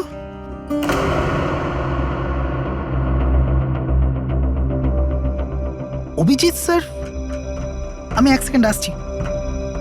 Excuse me, yes. আমি একটু কাগজটা দেখতে পারি? ও শিওর। আরও একটা খোঁচরের হত্যা। সূত্র অনুযায়ী মৃত ব্যক্তি অজিত বাবু সিআইডি সিনিয়র ইন্সপেক্টর অভিজিৎ বাবুর ব্যক্তিগত খোঁচর ছিল। এক সপ্তাহের মধ্যে এটা দ্বিতীয় ঘটনা। এর আগে পবন নামে আরও এক খোঁচরের হত্যা হয়েছে। ইন্সপেক্টর অভিজিতের ওপর নিজের খোঁচরদের ও ইনফরমেশন লিক করার অভিযোগ আনা হচ্ছে। ইন্সপেক্টর অভিজিতের অন্যান্য খোঁচরদেরও প্রাণ বিপদে বলে হচ্ছে। হে ভগবান, এটা হতে পারে না। কি কি হতে পারে না? এই খবর। আই নো, কত খারাপ বিষয় না? যারা নিজেদের প্রাণ বিপন্ন করে আমাদের জন্য কাজ করে তাদেরই প্রাণ নিয়ে ব্যবসা। ইন্সপেক্টর অভিজিৎ এটা কি করে করতে পারেন? কুনাল, কি হয়েছে তোমার? কি ভাবছো তুমি? Kunal, are you okay? আচ্ছা শোনো, আমাকে যেতে হবে। যেতে হবে? কোথায় যেতে হবে? এখনই তো এলে, এক্ষুনি কোথায় আমি যাবে? তোমাকে সব বলবো। হ্যাঁ ঠিক আছে, বলবো।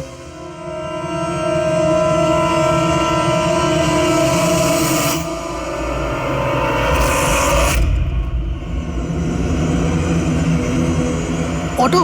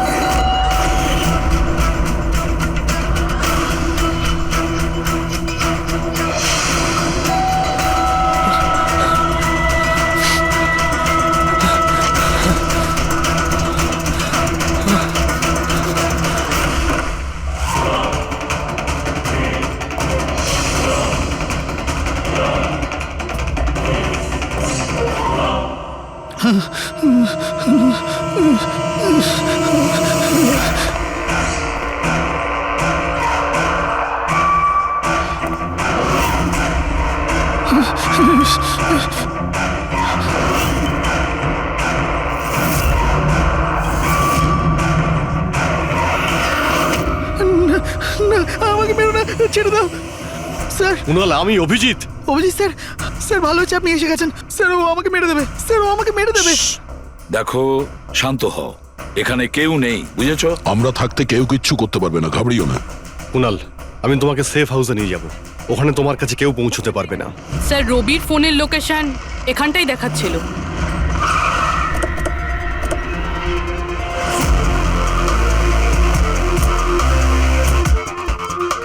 এখানেই তো থাকা উচিত, কিন্তু দেখতে তো পাচ্ছি না। রবি,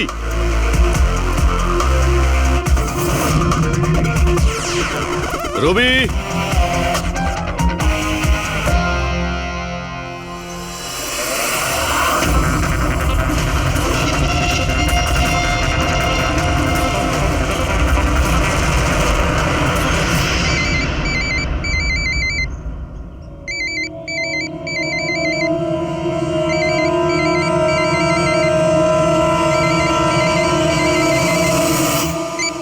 hello. Hello sir. Rabi. Rabi, কোথায় তুমি? কোথায় পালাচ্ছ? আমার উপর ভরসা নেই তোমার? আপনি কি ভেবেছিলেন আপনি আমায় খুঁজে পাবেন? এত সোজা নয় স্যার। রবি দেখো, তুমি যা ভাবছো তা সত্যি নয়। তোমায় কেউ মেরে ফেলতে পারে, কিন্তু সেটা আমি নয়। আমি তোমায় বাঁচানোর চেষ্টা করছি। শোনো, আমি তোমাকে সেফ হাউসে নিয়ে যাব। সেখানে তোমার কোনো বিপদ হবে না, বুঝতে পেরেছো? রবি, রবি, আমরা তোমাকে সাহায্য করতে চাই, আমাদেরকে বিশ্বাস করো। ভরসা? ওই দুটো লোক তো আপনাদের ওপর ভরসাই করেছিল, কিন্তু ওরা কি পেল? মৃত্যু। দেখুন স্যার, আমার কাছে আমার জীবন খুব দামি। আমার পেছনে আমার পরিবার আছে। আমি এত তাড়াতাড়ি মরতে চাই না। আমার জীবনটা ছেড়ে দিন স্যার, আমি মরতে চাই না। প্লিজ আমায় যেতে দিন স্যার, আমাকে খোঁজা বন্ধ করুন। রবি, রবি, তুমি আগে আমার কথাটা শোনো। না স্যার, আমি বললাম তো না, আগেই আপনার ওপর ভরসা করে আমি অনেক বড় ভুল করেছি। একবার ভুল করেছি, বারবার করব না। আমি জানতাম না যে আপনি বিক্রি হয়ে গেছেন স্যার। আমাকে প্লিজ খোঁজা বন্ধ করুন স্যার। রবি, কোথায় তুমি? তোমায় কেউ মেরে ফেলতে পারে, এটা বোঝো। By sir. রবি, রবি, এ বিশ্বাস করবে না, কিছুতেই করবে না। যে কোনো ভাবেই আমাদের ওকে খুঁজে বের করতে হবে। 4 জনের মধ্যে 3 জন ইনফর্মার সেফ হাউসে পৌঁছে গেছে। শুধু এই রবি বাইরে আছে, তাই না? স্যার, এই দুজনের টিপস অনুযায়ী যারা গ্রেপ্তার হয়েছে তাদের লিস্ট চলে এসেছে। এদের মধ্যে এমন কেউ আছে আইটি কম্পিউটার এক্সপার্ট? না স্যার, এরকম তো কেউ নেই, কিন্তু এই বিক্রম। ওর সঙ্গে তো আমরা জেলে দেখা করেছিলাম, কেন কি হয়েছে? স্যার, প্রতি সপ্তাহে স্ত্রী একে জেলে ফোন করে, আর গত শুক্রবারেও স্ত্রী একে জেলে ফোন করেছিল। কিন্তু বুড়বি এর থেকে কি প্রুফ হয়? স্যার, আমি আর ফেরি স্যার জানতে পেরেছি যে ফ্রাইডেতে ওনার ওয়াইফ হসপিটালে ছিল, কিন্তু ও কাউকে ফোন করেনি। ফ্যান্টাস্টিক, অসাধারণ কাজ করেছো তোমরা দুজনে। এবার ঠিক জানতে পারবো যদি বিক্রমকে ওর স্ত্রী ফোন না করে থাকে তাহলে কে ফোনটা করেছে, আর সেটা বলবে এই বিক্রমই। আমরা সব জানি ওই শুক্রবারে তোমার বউ হসপিটালে অ্যাডমিট ছিল, ও তোমাকে ফোন করেনি। ওই দিন ওর নাম করে যে কল এসেছিল তোমার কাছে, ওই ফোনটা কে করেছিল তোমার? আমি বলেছি না তোমাকে আগেই যে আমি কিচ্ছু করিনি? তাহলে কেন বারবার চলে আসো আমার আর তোমার সময় খারাপ করার জন্য? সময় আমরা নয়, তুমি নষ্ট করছো আমাদের, আর এটা আমরা কিছুতেই সহ্য করব না। ঠিকঠাক বলো, কি জানো এই খুনের ব্যাপারে? হ্যাঁ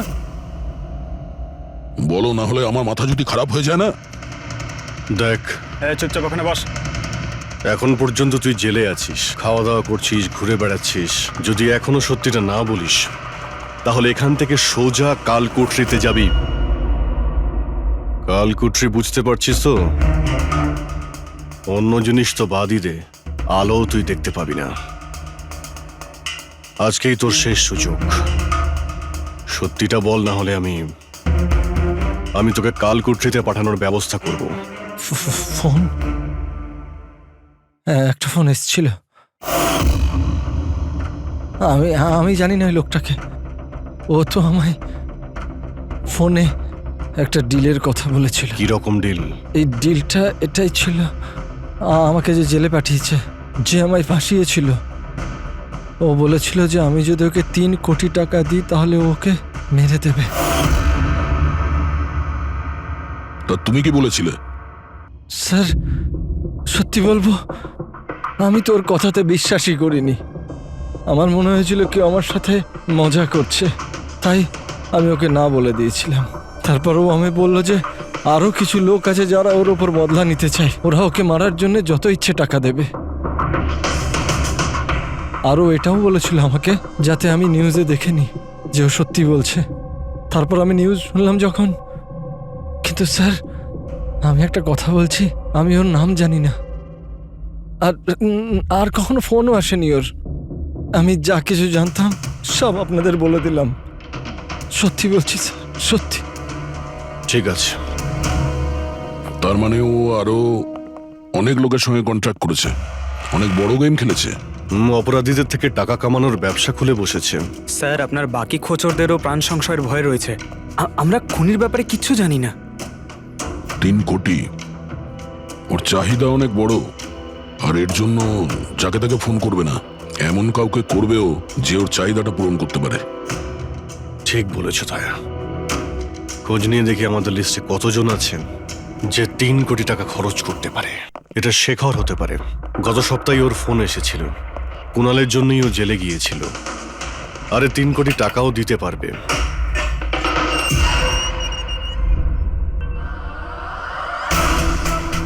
নিজের বদলাটা পূরণ হওয়ার অপেক্ষা করছো কি? কুণালের সুপারি দিয়েছিস খুনিকে? হ্যাঁ, এখন ওর মৃত্যুর খবরের জন্য ওয়েট করছিস? এসব কি কথা বলছেন আপনারা? আমি কোনো কুণালকে চিনি না, না আমি কাউকে কারোর সুপারি দিয়েছি। তাহলে গত সপ্তাহে ফোন তোর কাকা করেছিল? হ্যাঁ, এসেছিল তো। না, তোমার কাকা তো এই পৃথিবীতে নেই। তাহলে কোথা থেকে কল এসেছিল? স্বর্গ থেকে না নরক থেকে? এই শোনো, তুমি এখন ফেঁসে গেছো।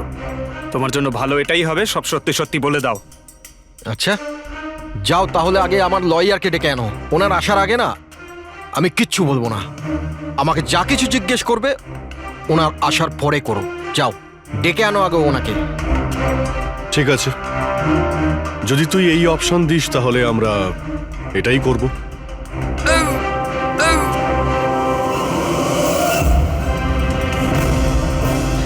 কোথায় নিয়ে যাচ্ছেন আপনারা আমাকে?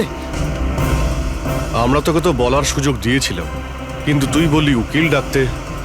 এবার তোমার সাথে কি হবে কেউ জানতেও পারবে না, তোমার উকিলও না। এটা এটা এটা আপনারা ভুল করছেন, সিআইডি এটা করতে পারে না। ঠিকই বলেছিস যে সিআইডি এটা করতে পারে না, সিআইডি কোনো ভুল করেই না। আমরা তো সবাইকে এটাই বলবো যে তুই আমাদের উপরে আক্রমণ করার চেষ্টা করেছিলি, আর আমরা নিজে বাঁচার জন্য তোমাকে গুলি করে না দিয়েছি। স্যার, প্লিজ এটা করবেন না। শান্ত, পঙ্কজ, স্যার। কোনো ফাঁকা জায়গায় গাড়িটাকে দাঁড় করাও। Okay sir. চল বাইরে বেরো।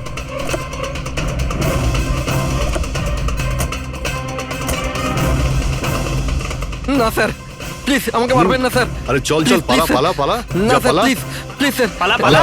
না স্যার, প্লিজ প্লিজ চল, স্যার, পালা। Please sir, sir please. আরে পালা। স্যার স্যার স্যার আমি বলছি স্যার, স্যার আমি বলছি স্যার, আপনারা ঠিকই বলছেন। আমার কাছে খুনির ফোন এসেছিল স্যার, কুণালকে মারার সুপারি আমিই দিয়েছিলাম স্যার।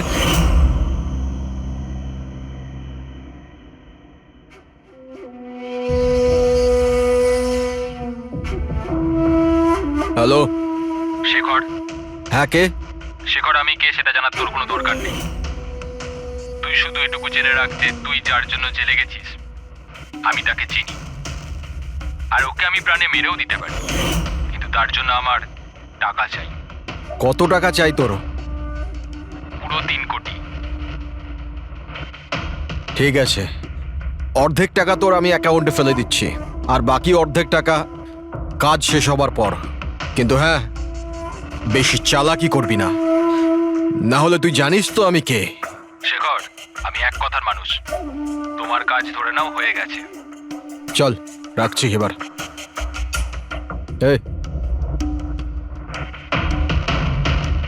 শোন, এটা রাখ, কাউকে বলবি না। স্যার স্যার আমি আমার স্ত্রীর সাহায্যে ওর অ্যাকাউন্টে অর্ধেক টাকা পাঠিয়ে দিয়েছিলাম স্যার, আর অর্ধেক টাকা কাজ শেষ হওয়ার পর বলেছিলাম আমি দেবো, কিন্তু এখনো পর্যন্ত কুণালের কিচ্ছু হয়নি স্যার। মানে কুণালের বিপদ রয়েছে। স্যার স্যার একটা প্রশ্ন স্যার। স্যার স্যার প্লিজ বলুন স্যার, এই কেসে কি কোনো প্রকার প্রোগ্রেস হলো? বলুন স্যার প্লিজ। স্যার সিআইডির উপর একটা গুরুতর অভিযোগ করা হচ্ছে, পুরো দেশ জানতে চায় স্যার। ইনভেস্টিগেশন চলছে, সবকিছুই জানতে পারবেন। এক্সকিউজ মি, এক সেকেন্ড। কি হলো? স্যার, হ্যাঁ স্যার, স্যার একটা খুব খারাপ খবর আছে স্যার। কি? স্যার আমাদের সেফ হাউসে ওই কুণাল ছিল না স্যার, ও পালিয়ে গেছে স্যার। হোয়াট? কিভাবে ও পালালো? তুমি জানো যে ওর জীবন বিপন্ন। স্যার কিচ্ছু বুঝতে পারছি না স্যার। স্যার ওকে অনেক খোঁজার চেষ্টা করেছে কিন্তু কোথাও পাচ্ছি না। ওকে আই ডোন্ট কেয়ার, খোঁজো যে করেই হোক, খুনি ওর কাছে পৌঁছানোর আগেই ওকে খুঁজে বের করো। Sir. Yes, now this is the breaking news. একের পর এক সিআইডি ইনফরমার হত্যার রহস্য উন্মোচনে সিআইডি অপারগ ছিল, আর এইমাত্র আমরা খবর পেলাম যে কুণাল নামে সিআইডির আরেকজন খোঁচর, যার সুরক্ষার দায়িত্ব সিআইডি নিয়েছিল, সে নিখোঁজ। সিআইডি কুণালকে যে সুরক্ষিত স্থানে রেখেছিল সেখান থেকে কুণাল পালিয়ে যায়। সিআইডি কি কুণালের কাছে পৌঁছতে এবং তাকে বাঁচাতে সফল হবে?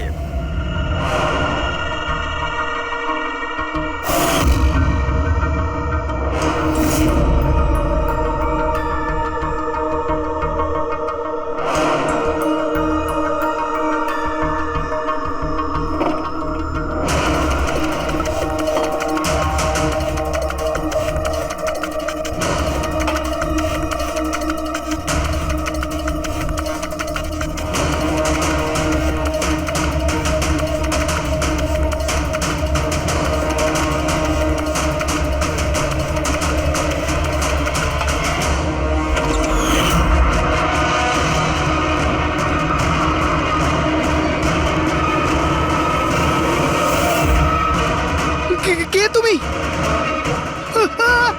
তোর গেম ওভার।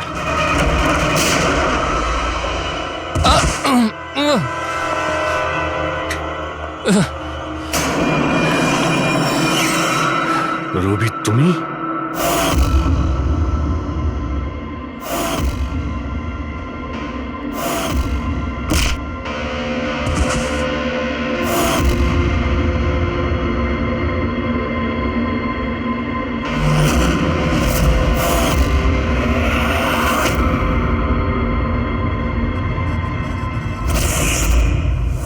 কুণালের পালিয়ে যাওয়ার খবর আমরা ইচ্ছে করেই মিডিয়াতে দিয়ে দিই। আমরা জানতাম খুনি যখন ও সুপারি নিয়েছে, ওকে মারার জন্য অবশ্যই আসবে। আর সেটাই হচ্ছে, মিডিয়া খবর ছড়িয়ে দিয়েছে, আর সেটা শুনতে শুনতে তুমি এখানে চলে এসেছো। তুমি এখানে নিজে আসোনি, তোমাকে আনা হয়েছে। আমরা জানতাম তোমার কাছে ইনফরমারদের লিস্ট আছে, আর ওখানে কুণালেরও নাম ছিল। আর কম্পিউটারের ব্যাপারে তুমি তো অনেক জানোই। তুমি কুণালের নাম্বার ট্র্যাক করলে আর এখানে চলে এলে। রবি, তুমি এটা কেন করলে? তোমার উপরে আমি ভরসা করেছিলাম। ওরা তোমার কি ক্ষতি করেছিল? কেন মারলে ওদের? আপনার ইনফরমার পবনের জন্য। ও আমার জীবনটা শেষ করে দিয়েছিল। ওরই জন্য আমার প্রেমিকা তারা গ্রেফতার হয়। আমি ওর থেকে বদলা নিতে চেয়েছিলাম, কিন্তু তখন এটা জানতাম না যে তারার ইনফরমেশন কে লিক করেছে। আমি যেমন তেমন করে ওদের কাছে পৌঁছতে চাইছিলাম। আর তারপর কি, আমি একটা প্ল্যান করলাম। আমি যদি আপনার সাথে জয়েন করি, তাহলে ওই খোঁচরগুলোর কাছে আমি পৌঁছতে পারবো। আমি আপনার সাথে দেখা করলাম, আপনার জন্য কাজ করতে শুরু করলাম, আপনাকে ইম্পর্টেন্ট ইনফরমেশন দিতে লাগলাম, যাতে আপনি আমাকে বিশ্বাস করেন। নিজের সেফটির বাহানা করে আপনার থেকে ওই ইনফরমারদের সম্বন্ধে জানতে শুরু করলাম। আমি যেমন করে হোক ওই লিস্টটা পেতে চাইছিলাম, যেখানে ওই ইনফরমারদের ব্যাপারে পুরো ইনফরমেশন ছিল।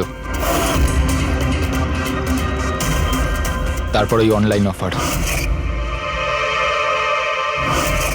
ওই পেন ড্রাইভ, পবনের মৃত্যু, আর আমি আমার বদলা পুরো করলাম স্যার।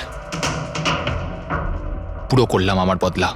পবনের পর তুমি অজিতকে কেন মেরেছো? আর শেখরের থেকে টাকা নিয়ে তুমি কুণালকে কেন মারতে চাইছিলে? টাকার জন্য।